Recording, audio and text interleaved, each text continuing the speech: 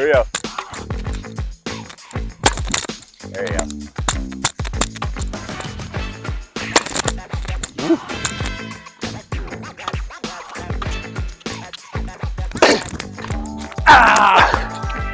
Today you guys are in for a treat. I've got my friend Javier all the way from Madrid, Spain, and we're going to be helping you with one of the most requested topics when people come here to train. People are training here with me and Javier this week, and we had a lot of fun, huh? Yeah, it was great. That was a great weekend here. And you know what people always say? They struggle, not with the fast serve, but with that dink serve, and it drives people crazy. Does the same thing happen over in Spain where people are like, you throw up this dink serve and then people make a mess of it? Absolutely. It's one of the most common things when people get frustrated. You know, I was playing well, but then I have this easy return and I was missing. It's very, very common. Yeah. So right now, we're going to right in this video, Javier is going to show you how to dominate the dink serve.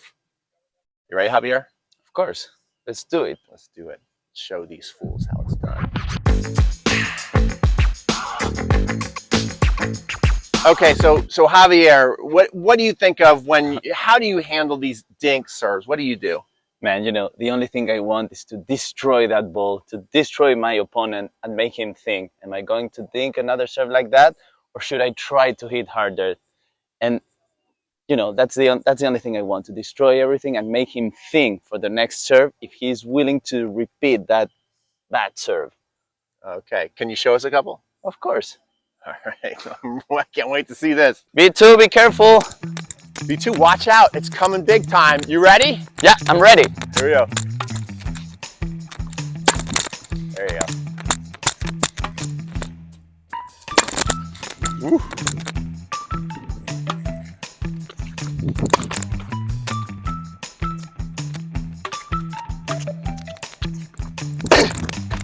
Ah!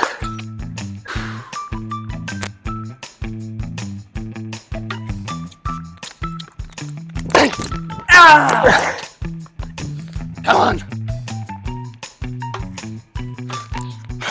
Ah!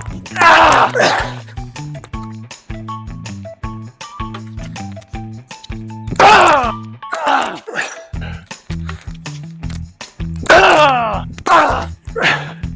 You see, guys, that's the way it's done. You want to get mad. You want to destroy that ball. You want to make your opponent regret to hit like that. You want to kill him. Wait, hold on, Javier. You forgot to mention the if part of this whole thing. What if? Have you seen that return? Yeah, those are nice. But here's the if. If you can do that shot. If you started to play at, what, you 5 years old when you started playing, Javier? 5 years old, yeah. 5 years old. So if you started to play at 5 years old, you can do that. If you joined an academy when you were like, what? 12 years old. 12 years old? Okay, so you can hit that shot if you joined an academy when you're 12 years old. You can do that if you used to play from what time to what time? What time did you start playing tennis? What time did you finish? I was leaving school at 5. From 5:30 to 9, it was physical education, tennis training, every day. On the weekends, competition. Okay, so if you train like the Terminator from the time you're 5 until now he's 36 and he's like pro over in Spain. I met him over in Spain, right?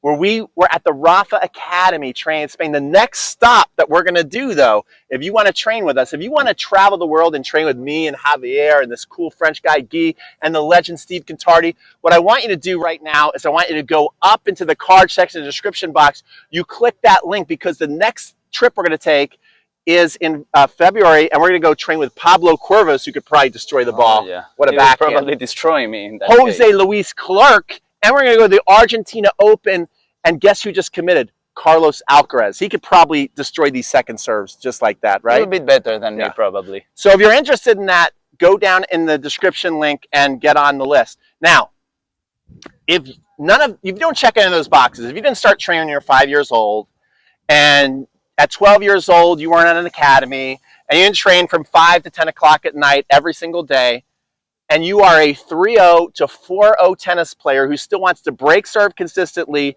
and dominate these dink serves, this is one of the things that you can use. You can actually crush this forehand return, but you're going to have to pick your times when to do it.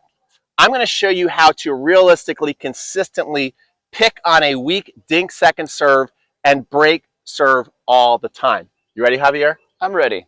Okay, guys, play number one. First of all, get your continental grip, get your volley technique.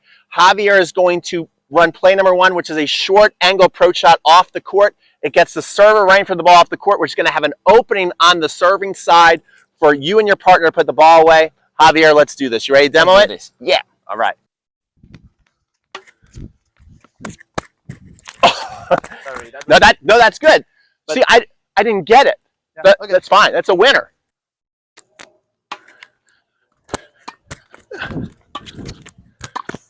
That's perfect.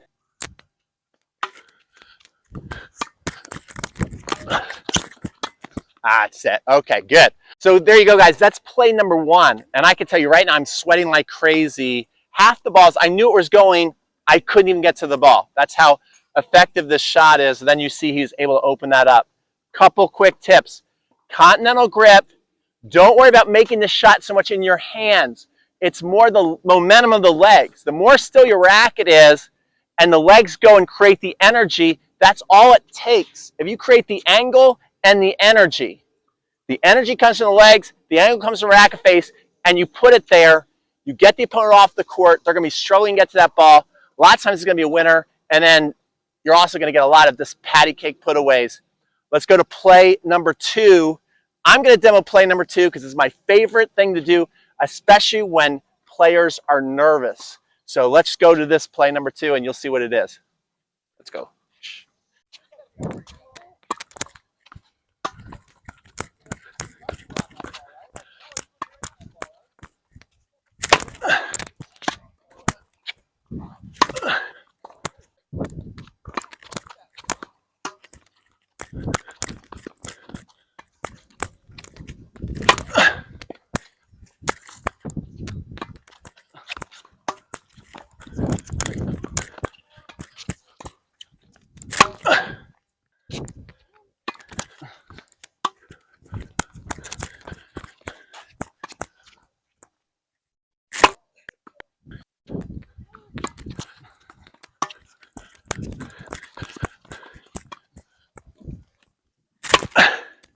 All right.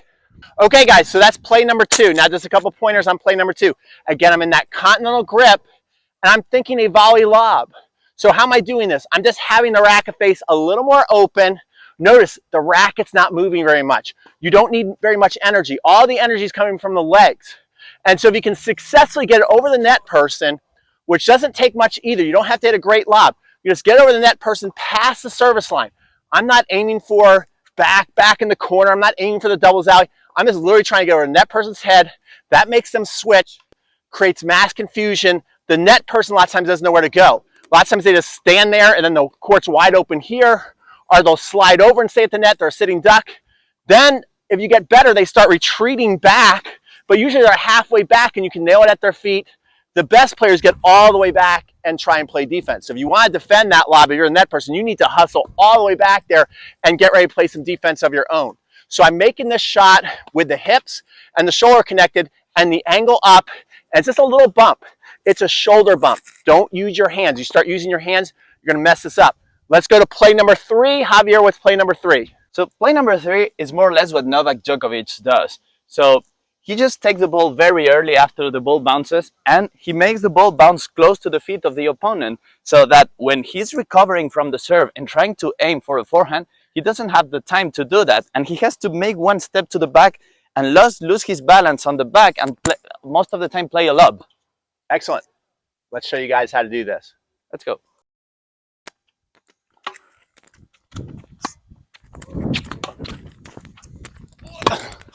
Good.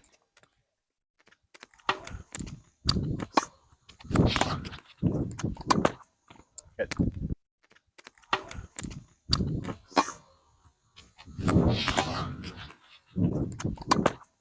Good.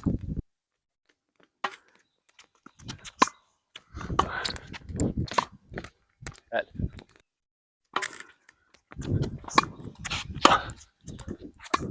Good.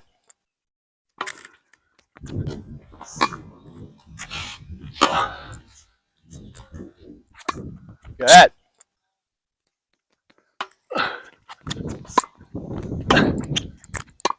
Good.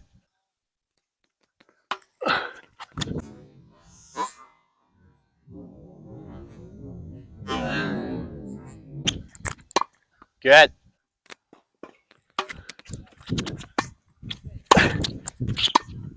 Good.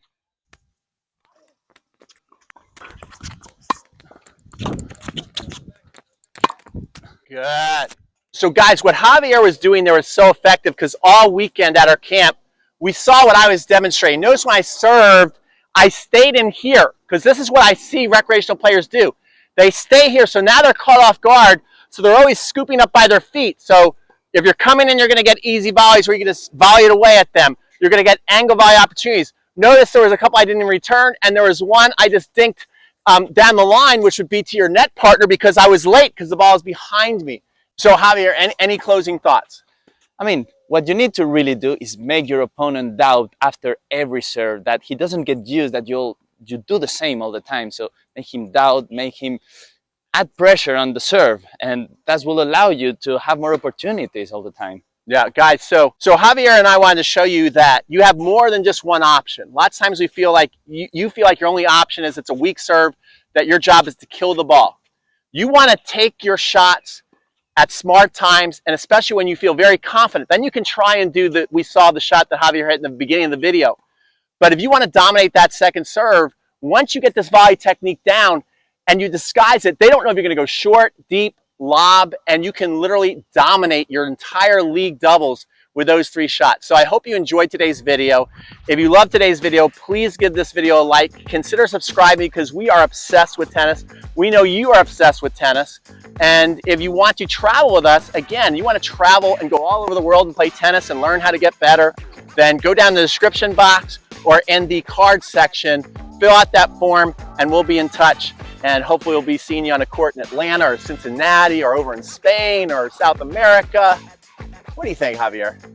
I want to see you everywhere, guys. We want to see you guys great everywhere. We'll see you guys on the next video. Thank you.